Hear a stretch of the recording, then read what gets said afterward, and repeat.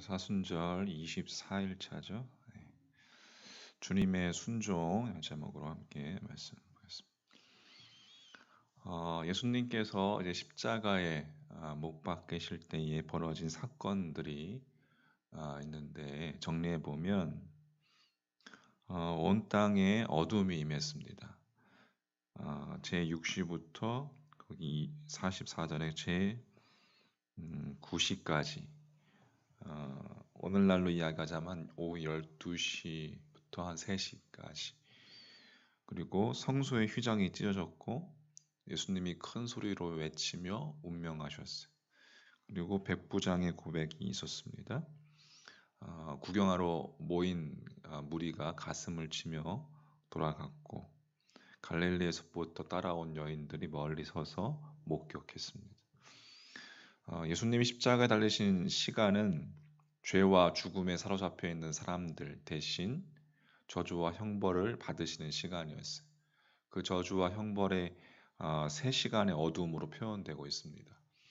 마치 이스라엘 백성들이 애굽에서 나오기 전에 그 흑암의 저주가 임했던 것처럼 십자가 위에서 예수님께서 이제 새로운 출애굽을 이루시는 시간에도 온 땅에 어두움이 임했던 것입니다. 자, 이 어두움은 하나님의 아들이 대신 받은 신적 형벌의 상징이었습니다. 예수님께서 십자가에서 죽으실 때에 방금 이야기했던 그 어두움이 임했고 성소의 휘장이 완전히 찢어지는 현상이 일어났습니다. 45절에 보면 성소의 휘장이 한가운데가 찢어지더라.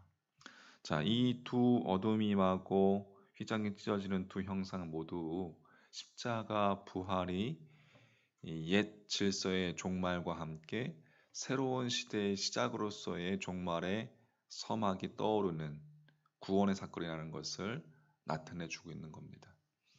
히브리서 기자는 예수님의 육체가 성소의 찢어진 휘장이고 또 예수님의 피의 공로로 인해서 하나님께 나아가는 새롭고 산 길이 열렸다라고 그렇게 이야기합니다. 하나님과 백성 사이에 다시 말해 가로막혀 있던 벽이 예수님의 희생적 죽음으로 인해서 허물어지고 하나님 앞에 나아가는 새롭고 참된 길이 백성들에게 그 자녀들 백성들에게 활짝 열렸다는 것을 상징하는 것이. 희생 제물은 이제 필요가 없습니다. 인간 매개자도 이제는 필요가 없습니다. 누구든지 예수 그리스도 예수님을 통해서 하나님 앞에 담대히 나아가서 그 하나님의 임재를 맛보게 되었습니다. 히브리서 10장 19절부터 읽어드리면 그러므로 형제들아 우리가 예수의 피를 힘입어 성소에 들어갈 담력을 얻었나니 그 길은 우리를 위하여 휘장 가운데로 열어놓으신 새로운 살길이요 휘장은 곧 그의 육체니라. 또 하나님의 집 다스리는 그 큰 제사장이 계심에 우리가 마음의 뿌림을 받아 악한 양심으로부터 벗어나고 몸은 맑은 물로 씻음을 받았으니 참 마음과 온전한 믿음으로 하나님께 나아가자. 할렐루야. 성소 휘장이 찢어짐을 보도하면서 누가는 예수님께서 또 큰 소리로 기도하신 내용을 우리에게 전하고 있습니다. 자, 46절 예수께서 큰 소리로 불러 이르시되 아버지 내 영혼을 아버지 손에 부탁하나이다 하고 이 말씀을 하신 후 숨지시니라. 자, 이제 주님이 해야 할 일들은 다 끝났습니다. 이제 이 후의 일들은 전적으로 하나님 아버지의 몫입니다. 그래서 주님은 자신의 영혼을 아버지의 손에 부탁하십니다. 사실 예수님은 처음부터 마지막 순간까지 철저히 하나님 아버지께 순종하는 모습을 보이셨습니다. 주님의 순종은 무한한 하나님을 향한 신뢰를 의미하는 것입니다. 또 주님의 지속적인 기도는 철저히 아버지께 순종하는 모습을 우리에게 보여준 행동입니다. 이런 순종의 모습은 제자들이 장차 이제 복음 전파의 현장에서 그대로 행동으로 보여주어야 하는 모습이라는 것을 누가가 강조하고 있는 것입니다.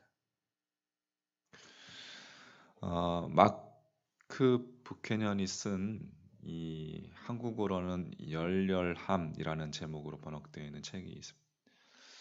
이 책 머리에서 이런 이야기로 문제를 제기합니다. 아프리카 케냐와 우간다 국경에 이 부시아라는 작은 마을이 있다고 합니다. 이 마을은 이 두 나라의 국경의 경계 지역에 있는 거예요. 흥미있는 것은 한쪽 끝은 케냐고 마을의 한쪽 끝은 케냐고 다른 한쪽 끝은 우간다.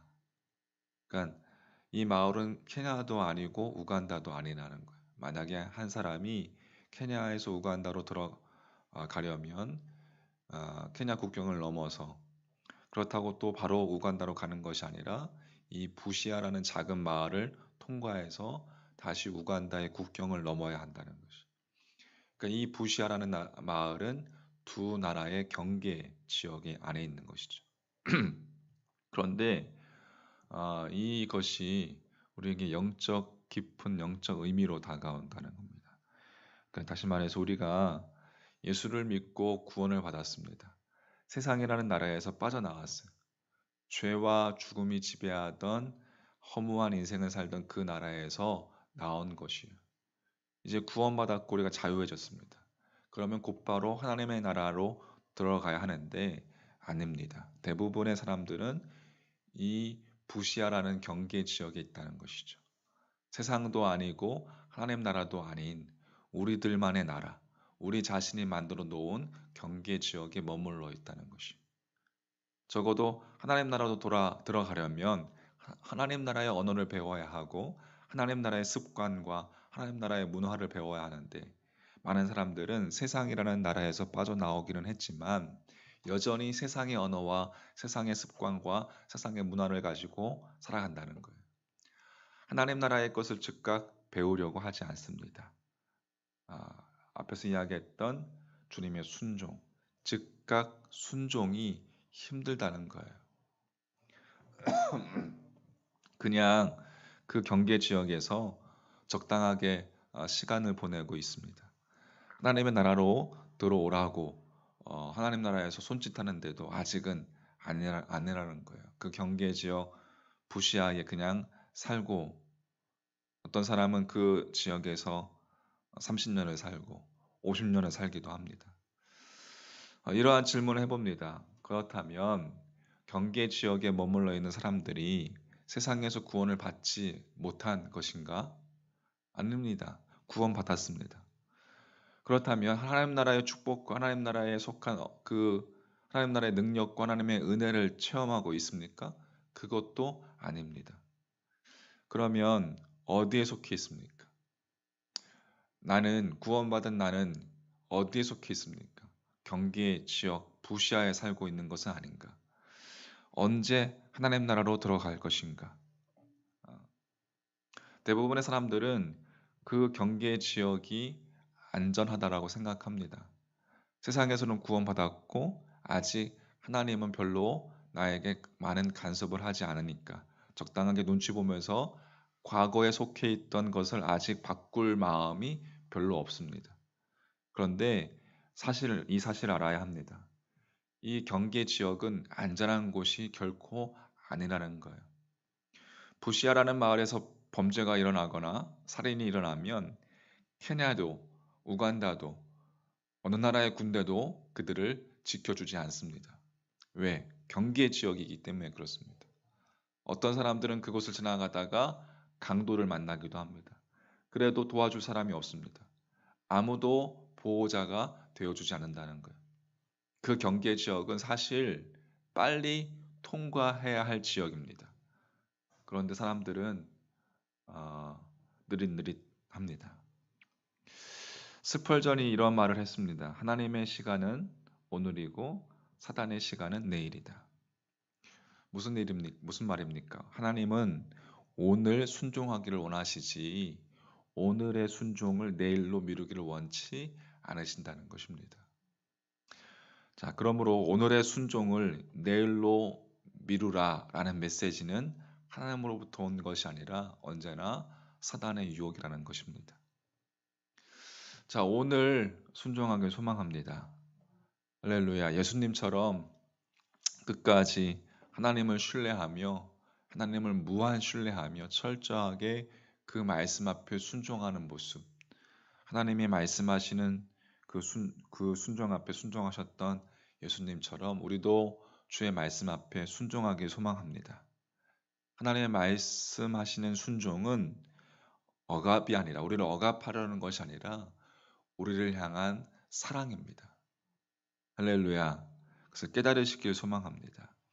주의 말씀 앞에 순종하는 것은 우리를 억압하기 위한 하나님의 손길이 아니라 우리를 사랑하시는 하나님의 마음이라는 사실을 잊지 마시고 주의 말씀 앞에 순종할 수 있는 여러분과 저의 오늘의 믿음이 되기를 주님의 이름으로 축복합니다.